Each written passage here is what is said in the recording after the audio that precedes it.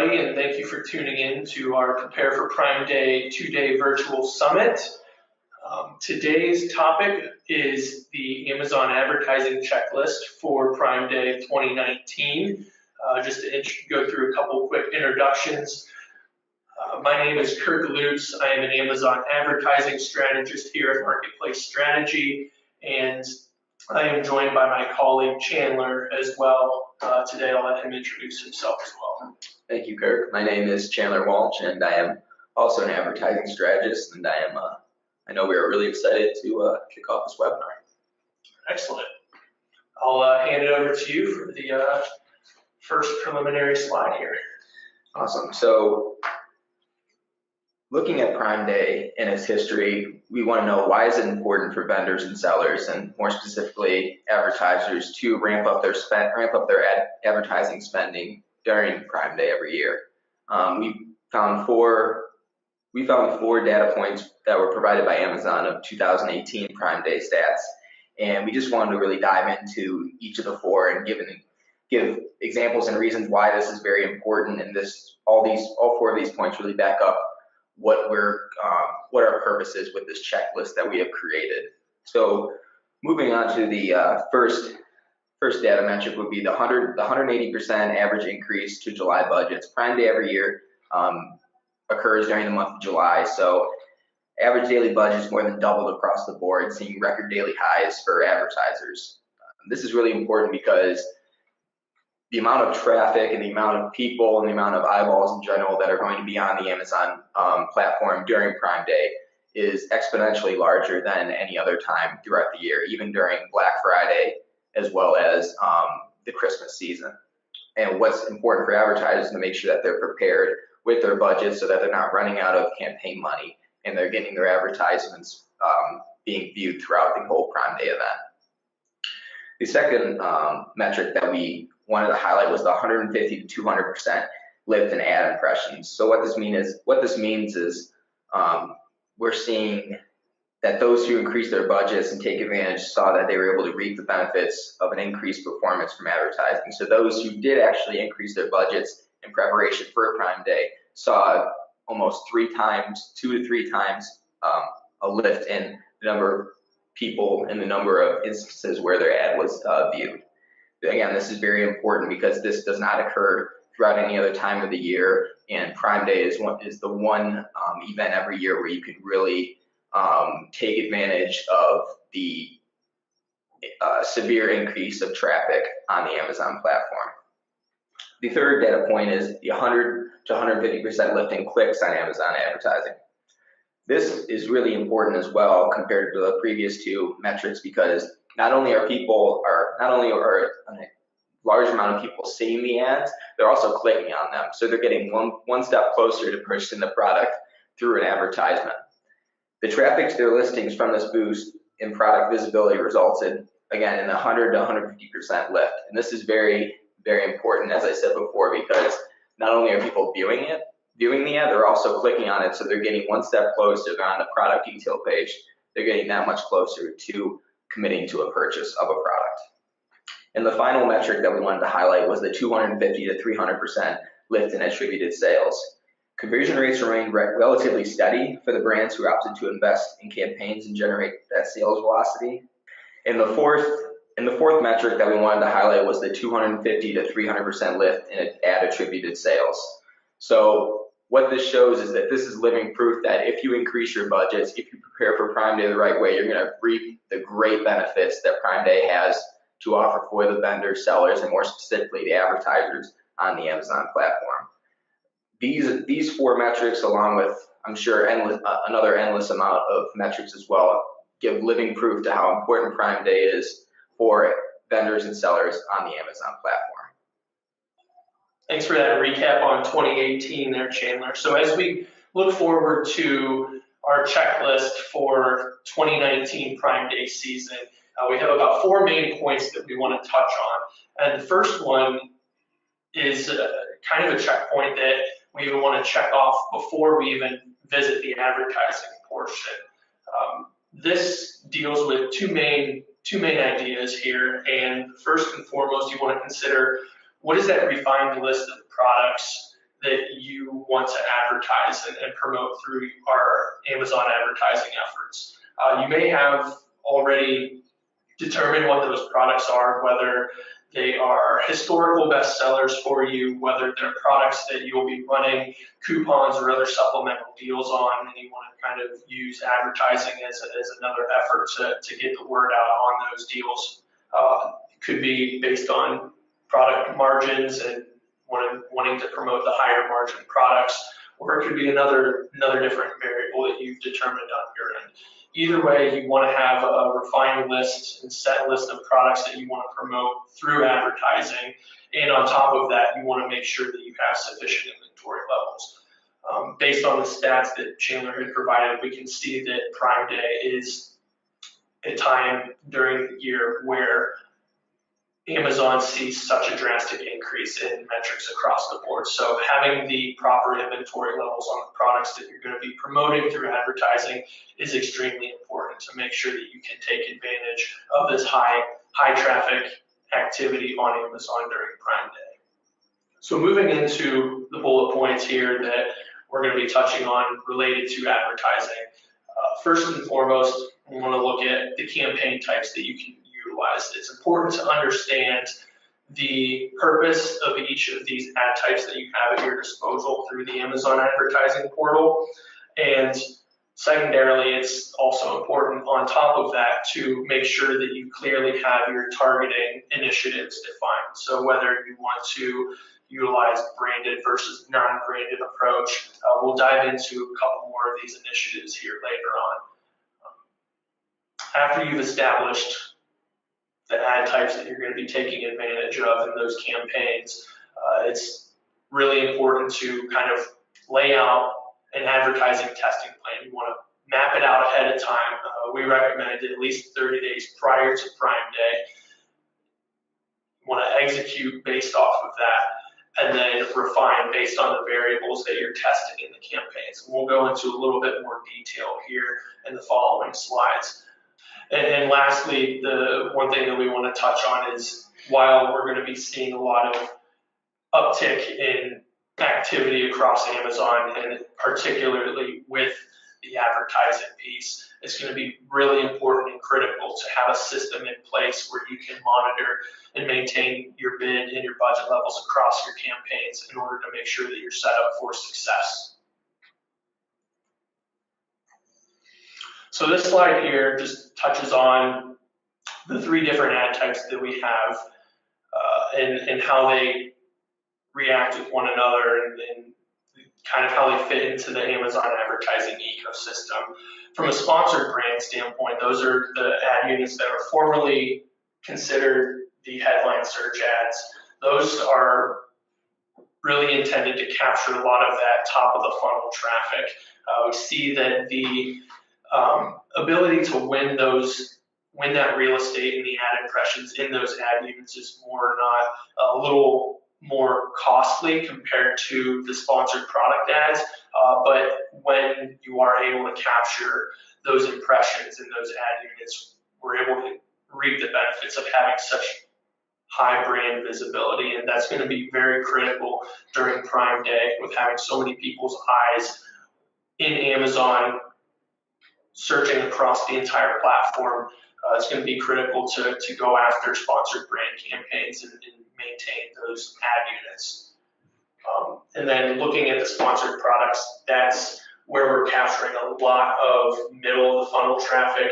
The supply of that ad inventory is extremely high, so there's a lot of opportunity to capitalize on from a sponsored product standpoint. And with them rolling out new targeting options within the sponsored product ad type earlier this year, there's a lot of opportunity to run different targeting options through sponsored products. And then last but not least, the product display ads. This is only available to those sellers who run through Vendor Central, but for those who do choose to capitalize on this, these ads are primarily delivered on product display pages, so it's capturing that bottom of the funnel traffic. And lastly, with the product display ads, this ad unit is going to be primarily being delivered on product detail pages, so it's capturing a lot of the bottom of the funnel traffic. It is important to call out too that the product display ads are only available for those sellers who are running through Vendor Central as a first party. This ad unit is not available to those third party sellers operating through Seller Central at this time. Thank you, Kirk. So Kirk just highlighted over the three types of campaigns offered in the Amazon platform. I'm going to dive a little bit deeper into the first two, and I'm going to hand off the last one to Kirk. So first off, we're going to look at sponsored product ads. Sponsored product ads appear on search result pages as well as product detail pages. You can see from the two images located on the slide where these sponsored products can be located.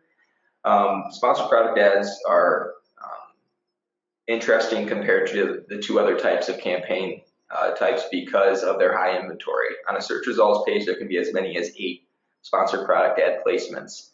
And what this directly results in is a lower CPC compared to other campaign types. Within sponsored product ads, there are multiple different targeting options.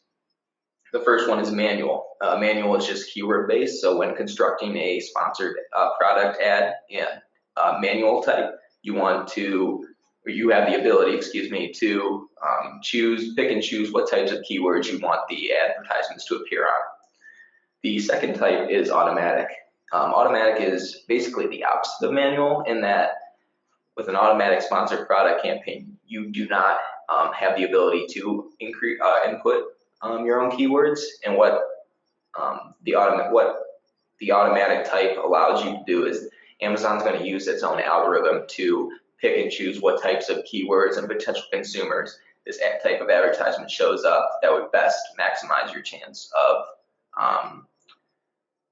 converting a advertisement into a sale.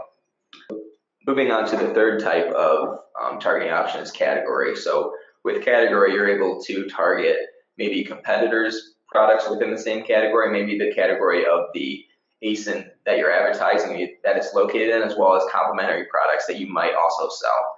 So there's different types of ways to pick and choose how you want to advertise using the category option.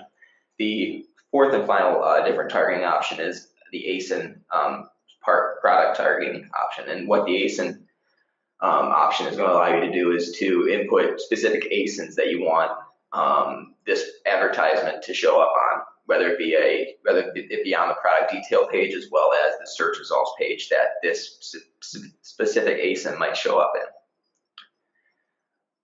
The third little caveat with sponsored product ads is that they help promote coupons on certain products. So as you can see on the top the top image on the slide, it shows that there's a coupon being displayed where you can save $1. This is pretty important and pretty specific to sponsored product ads because this is going to allow you to advertise on the product while also showing, hey, we have a great deal going on as well. And this is going to make the potential consumer more inclined to click on the product and view the product detail page with that coupon being offered simultaneously.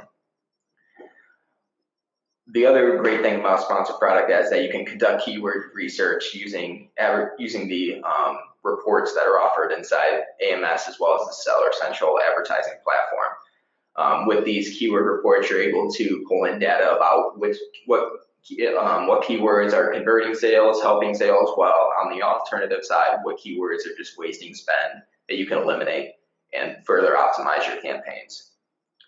And that goes directly into implementing any negative keywords for optimal relevancy. So say you're pulling up these reports, you're seeing that one keyword that your advertisement keeps showing up on keeps being clicked on, but there's no sales being converted to that, then you're obviously going to want to input that as a negative keyword in order to eliminate any wasteful spending. So moving on to the second type of ad is the sponsored brand ads. One of the biggest differences between sponsored brand and sponsored product ads is that with sponsored brand ads, you only have one spot on each search results page to compete for. So this directly affects the cost per click that is associated with sponsored brand ads. So since there's only one spot available, this low inventory is going to directly correlate with a higher CPC compared to sponsored product ads. You can only use sponsored brand ads. You can only target certain products or certain potential consumers through keywords. So there's no automatic targeting option as there is in sponsored products. There's only a manual option. So with multiple options for landing pages, which I'll get into briefly, you have the ability to direct the consumer to the most relevant spot for the best user experience. So there's 3 different types of landing pages that you can connect your sponsored brand ad to. The first is an Amazon store page. An Amazon store page is offered to any vendor or seller on the Amazon platform. What the Amazon store allows you to do is showcase all your types of products in a very organized and methodical way. Amazon store pages take a little bit more time to construct, and they're a little bit more of an investment from a time perspective. They're no charge to create an Amazon store page. The second type of landing page is the product list page. This is more of a more customizable, more very straightforward type of landing page that you can create and connect to your sponsored brand ad. What you can do on a product list page, you can pick and choose what types of your products you want to show up when that potential consumer clicks on the ad for the landing page. So you can have as little as 3 products and as many as 20, 30 if you want to showcase a large amount of your products that you're currently have available on Amazon. And the third landing page is the custom Amazon URL. Again, this is very customizable on the Amazon platform, and this allows you to direct the potential consumer to any type of page as long as it's on the Amazon platform. Yeah, I think one main thing to note with those last 2 landing page options is that you're able to direct customers to those 2 landing page formats just as long as the products that you're advertising in the ad unit itself are listed and shown on that landing page. Yeah, it's a good call. Good point, Kirk. Excellent. So looking into the third of our ad types that are available to use, looking at the product display ads for those who are on the Vendor Central side, have 2 different targeting capabilities through this ad unit. And very similar to what Chandler had outlined from a sponsored product standpoint, where you can target based on product or ASIN, but you also have the ability to target based on a category and interest. So very similar to the sponsored product category and the sponsored product ASIN and product targeting, it's just available in a different ad format and ad type. So there's more real estate to capitalize on here. Primarily, what we've used product display ads for are 2 different tactics.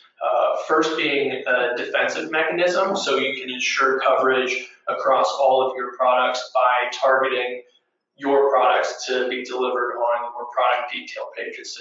And that's primarily to prevent competitors from latching themselves onto your product detail pages and trying to take away market share and sales. The other mechanism on the other side of the coin is going on the offensive front from a product display standpoint.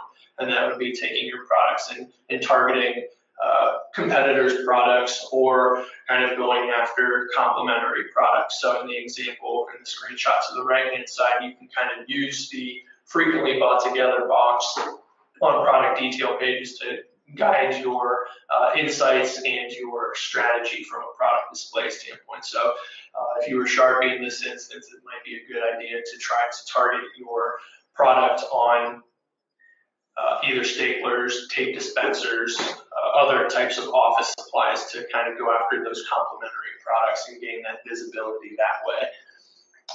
It is important to note that from a product display standpoint, in particular during the Prime Day season, we do not recommend running the interest-based targeting option, merely due to the fact that with Prime Day being so very categorically based with customers searching deals, they're not exhibiting their true buying behavior that they normally would during other points in the year. So we want to steer clear of that from the product display standpoint during Prime Day.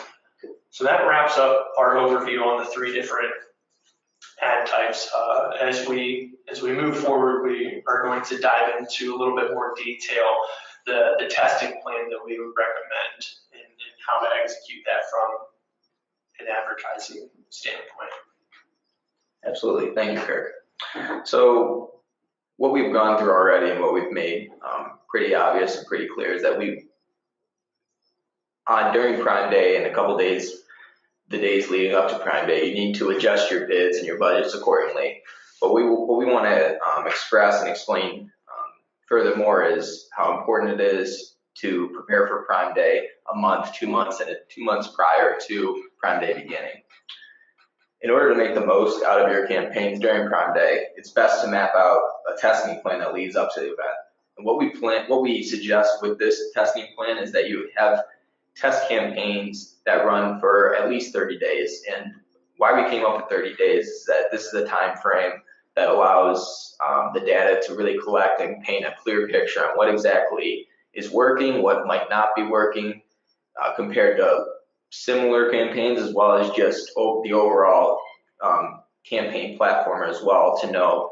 So you have a clear idea of what's going to work during Prime Day as well as what's not.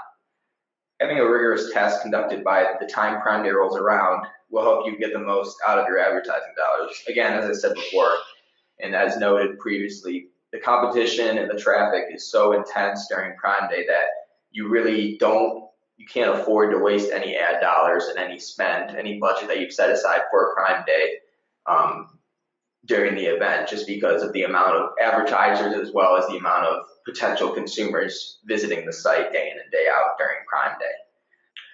One thing that we also note is that campaigns with a history and sales velocity that are very impressive for your respective campaigns, we definitely suggest using those and capitalizing on those during Prime Day. So what we mean by this is that if you see a great success in December and March with these types of campaigns and they've been running for at least 30 days, if you adjust the bids and budgets accordingly to the Prime Day competition, we see no downside to this at all. All we see is that these campaigns continue to return ad dollars to you in a positive manner so that you're able to capitalize on Prime Day with these legacy campaigns. Getting more into the best practice when testing campaigns, we suggest that you test one element per ad to control your variables and to clearly inform decision-making and optimizations. So an example of this from a sponsor brand perspective would be you run the same exact sponsor brands in 2 campaigns, except that you change the ad copy in one compared to the other. So that means you're running the same bid types, you're targeting the same keywords, and you have the same 3 products in the headline ad so that you're able to eliminate any type of dependent variables that might muddle with the results of the testing. So if you just create those 2 separate sponsor brand campaigns with the 2 different ad copies, then you're going to be able to pinpoint which one of the 2 sponsor brand campaigns is going to help deliver a better return on the investment once Prime Day rolls around. And then the one final tip that we have is to please keep your campaigns live post Prime Day. Prime Day, again, as we've stated multiple times, is such a massive increase and influx to traffic on the Amazon platform that it's only natural you're going to get the stragglers who are going to come a day or 2 days after the Prime Day event has ended. So we always want to keep that option open to any type of late sales traffic that we can direct to any potential consumers so that we can capitalize if that situation arises. Excellent. Thanks, Chandler. So in looking at and piggybacking off of what Chandler had alluded to on the previous slide, looking at these ad testing variables in a little bit more detail here, you can see that it's very evident that there are so many different variables to isolate and test against each other when conducting your campaign test leading up to Prime Day. So it can vary anywhere between actual targeting options, whether it be bucketing your keywords and testing your products against different keyword buckets, whether it be feature-based keywords, it could be branded versus non-branded. You can determine how you want to bucket your keywords and test products against those different groupings. You can also test based on categories and browse nodes based on sponsored product categories, and then also from a product display standpoint, the category targeting as well. But the one ad unit that we do want to call out here and highlight in a little bit more detail is the sponsored brand. And as you can see right there in the middle, that this ad unit has the most variables available to test against. And as Chandler had alluded to previously, there are so many different things from the ad copy and the messaging that you can curate to all the way through the products that you're detailing out and listing out in the ad unit itself.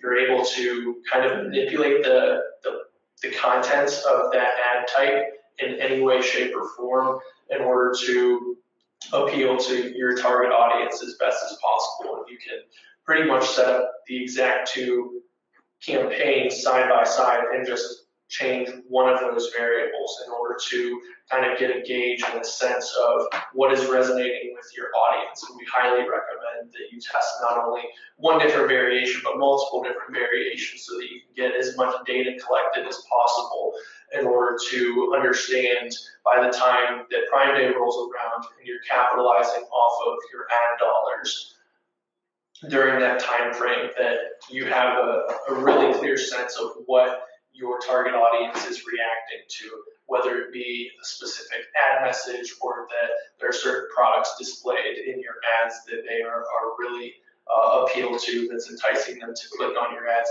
and get to your products detail pages and your listings in order to convert. So as we wrap up this section of our two-day summit, the last thing that we wanted to dive into is the bid and budget adjustments on your campaigns and advertising. In looking at the bid adjustments, we have two primary things to call out here. And the first is the bidding strategies that are available to you. The ones that I'm going to talk about here are really only related to the sponsored product ad formats. Right now you have 3 different bidding strategies to choose from when you're setting up campaigns. And the one that we recommend the most in particular with Prime Day and testing is the dynamic bidding up and down bidding strategy. So contrary to the other 2 bidding options and those strategies, this bidding strategy will allow your existing CPC bids to bid up to 100% of what they're currently set at when Amazon realizes that there's a potential for a sale to convert at the auction when that ad is called up. So it kind of sets an automatic tone to your campaign so that you kind of don't have to go in and manually manipulate your bids every so often. You're kind of letting Amazon determine when it can bid up to 100% and double those bids. And then on top of these bidding strategies, the second item that we wanted to call out in terms of a bid adjustment is that there are 2 different opportunities where you can optimize bids based on placements on the Amazon platform.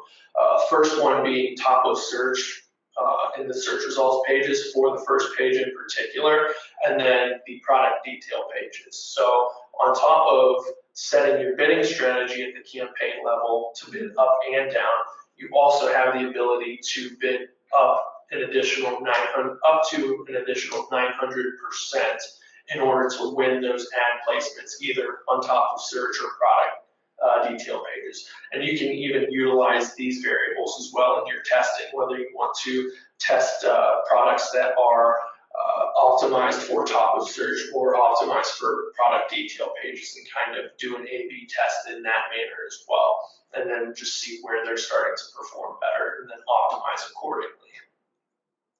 So then moving down to the budget adjustment section, it's really clear here. We've seen some sources that recommend increasing daily budgets by at least 200% higher than what your typical campaign budget would be. in other parts of the year.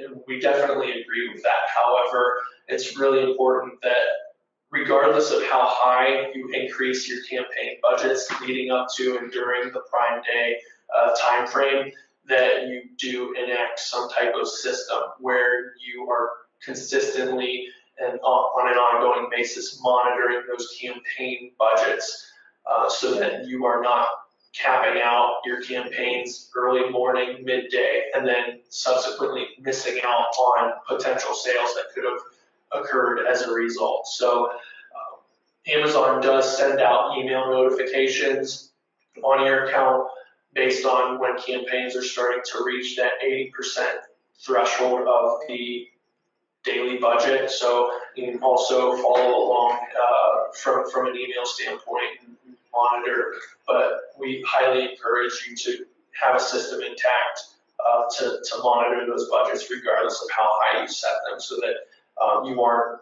missing out on sales opportunities due to your campaigns reaching their full budget before the day's over.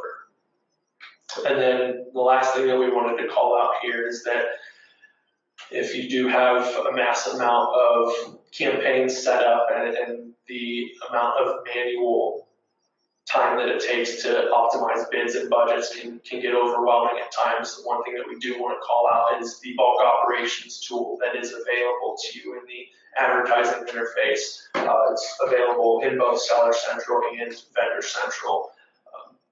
You're able to utilize this tool in order to make budget and bid optimizations accordingly at scale so that it helps from a time saving standpoint and makes you a little bit more efficient and agile in your optimization. So that's where we're at. We have reached the end of this session, and on behalf of Chandler, myself, and the rest of us here at Marketplace Strategy, we want to thank you for tuning in and listening to us with our recommendations on our advertising checklist as we gear up here for Prime Day 2019. So we wish you all the best of luck as Prime Day approaches, and we just want to thank you once again for tuning in. We appreciate it. Thank you very much, and have a good day.